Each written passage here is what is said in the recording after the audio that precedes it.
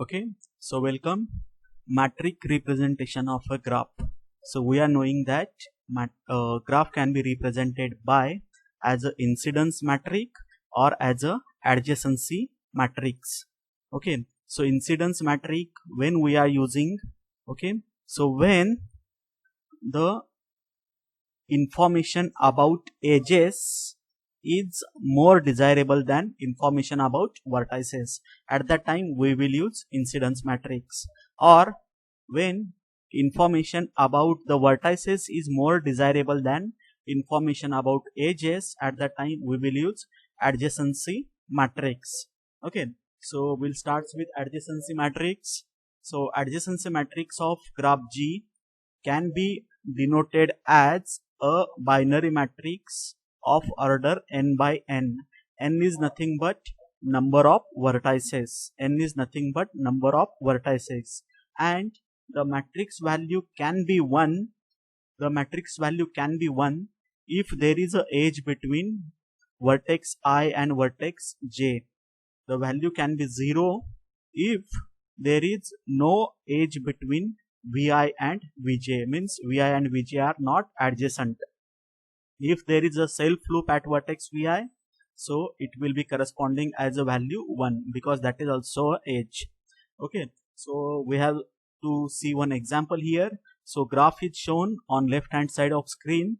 Okay, so there are total 5 vertex V1, V2, V3, V4 and V5. Okay, so we have to construct the adjacency matrix like this. So adjacency matrix will have total 5 rows and 5 columns. So these are nothing but our number of vertices because our matrix is n by n matrix. So as it is a n by n matrix, so here we can say that our matrix will have total 5 columns as well as 5 rows because total vertex are 5.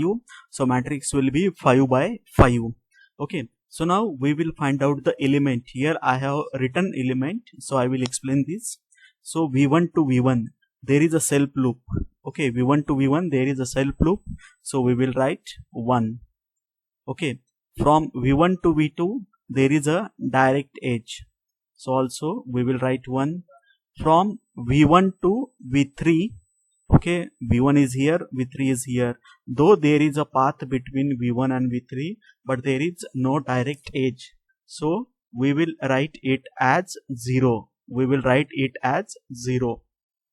V1 to V4, okay, yes, there is a direct edge, so we will write 1. Then V1 to V5 there is no direct edge, so we have written 0. So in this way we can calculate adjacent matrix of a given graph. Okay, so now of a simple graph where there is no any parallel edge.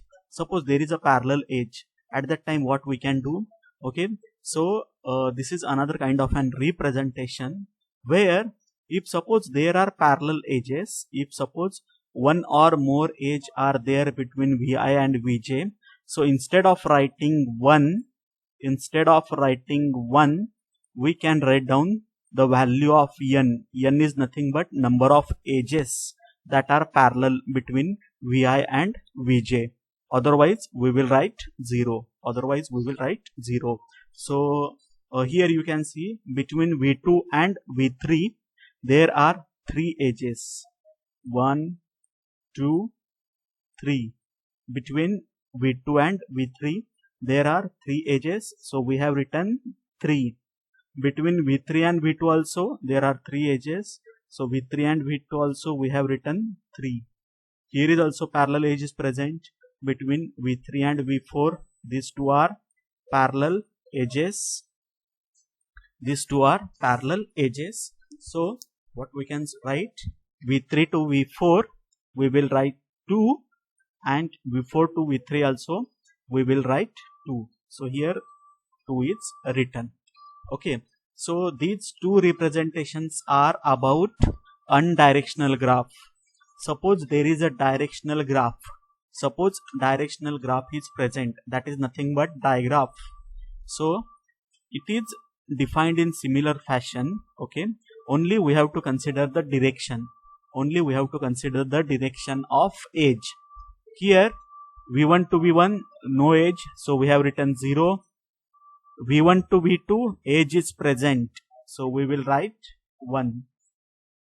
Okay, now v2 to v1 there is no edge because direction is reverse,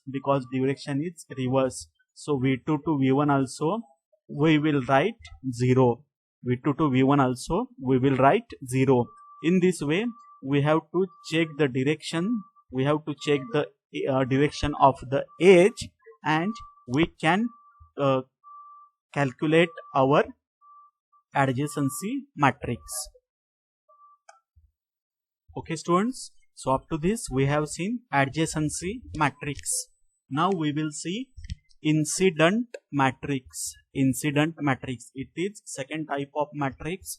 In the introduction I told you that we are using incident matrix if the information about edges is more desirable than information about vertices.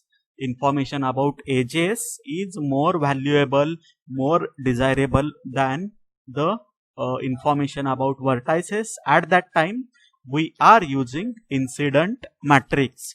Okay, so this is the definition of incident matrix. Suppose we are having a graph with n vertices and e edges and no self loop, simple graph. Then the incidence matrix xg of xij of the other graph G is an n by e matrix. So our matrix will contains n by e element. Okay, so n is nothing but number of vertices and e is nothing but number of edges. So vertices we will write as a number of rows, okay, that are nothing but our vertices, and edges will be represented in columns. So value will be 0 if that edge is incident on vertex vi, ej is incident on vi, otherwise we will write 0. So we'll see one example. With the help of example you can clearly get, very simple. So this is our graph. In this graph total 4 vertices are there, v1, v2, v3, v4, and total 6 edges are there, e1, e2, e3, e4, e5, e6. So we will see one by one. First of all we will consider a vertex v1. First of all we will consider a vertex v1. So you can get that on v1 total 4 edges are incident. 4 edges are incident on e1, sorry v1. On vertex v1 4 edges are incident, edge e1. So we will write 1. Then edge e4. So at the place of e4 we will write 1. Edge e5. So at the place of e5 we will write 1. Then edge e6. So at the place of e6 we will write 1. And e2 and e3, these are not incident on v1. So we will write 0 here. Getting all of you? Okay. So now we will consider vertex v2. So we can see v2. Okay. So edge e1, e2 and e3. These 3 edges are incident on vertex v2. Okay. So we will write e1 as a 1, 1, and here is also 1. This e4, e5, e6 are not incident on v2. So we will write 0, 0 and 0. Same for v3. There are 4 edges, e3, e2, e4, e6. So e2, e3, e4, e6. All other are 0. Same for v4. On v4 only one edge is incident, that is nothing but e5. So on the place of e5 we will write 1. All other places will be 0. Okay, so now we will see incident matrix of digraph. We are knowing that digraph is nothing but directional graph. So there are three rules. Okay, in simple graph we are having only two value, 1 and 0. If there is a edge is a incidence, we are writing 1, otherwise we are writing 0. But in the place of digraph there are three values, 1, -1 and 0. When we will write 1, if edge EJ is incidenting out to vertex Vi. If edge EJ is incident into vertex Vi, at that time we will write -1. And if no incident, at that time we will write 0.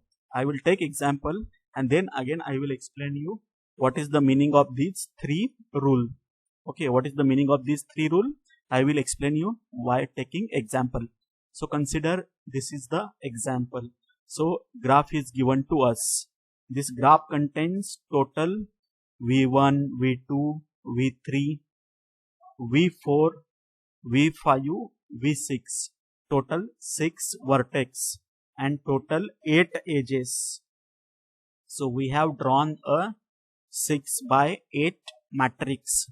6 rows, 8 columns. Okay. So now we have to start from V1. We have to start from V1. We will consider that how many edges are incident on V1. Okay, here two edges are there. Here two edges are there. This edge and this edge. We have to check the direction of edges. We have to check the direction of edges. If the direction of edge is going from V1 to another vertex, just like a outgoing vertex, if suppose that is a outgoing vertex, then we will write 1. If it is incoming vertex, we will write -1. And if there is no edge is incident, we will write 0. Okay, so this E1 and E2, E6, only two edges are there and both are outgoing. Both are outgoing. So at the place of E1 we will write 1. At the place of E6 we will write 1. Only two edges are there and both are outgoing. So we will write 1 and 1. Positive 1, positive 1. All other values are 0. All other values are 0. Okay. So now consider another vertex. Suppose V2. So we can see total 4 edges are incident on V2. Right. 4 edges are coming towards or going from V2. Okay. So now we have to check how many are incoming and how many are outgoing. If a particular edge is outgoing, we will write 1. If particular edge is incoming, we will write -1. So first edge E1, E1 is incoming. So we will write -1. Then E2, E2 is outgoing. So we will write +1. Next E8, E8 is outgoing. So we have to write 1 +1. Then E7, E7 is also outgoing. So we have to write +1. So 4 edges were there. Out of 4 edges, 3 are outgoing and 1 is incoming. So according to that, we have written -1 and +1. All other value will be 0. All other values will be 0. Okay, I will take one more example. Suppose vertex V3. Suppose vertex V3. So vertex V3. Okay, there are total 4 edges: E2, E3, E4, E5. E2, E3, E4, E5. So for vertex V3, E1 is not incident, so we will write 0 here directly. Next E2. E2 is incoming or outgoing? It is incoming. So we will write -1. Then E3 is outgoing, so we'll write +1. E4 is also outgoing, so we'll write again +1. Then E5 is incoming, so we should write -1. All other edges are 0. In this way, we can calculate incident matrix of a digraph. There are 3 rules. We have to consider a vertex. Okay, if edge is outgoing, then we should write +1.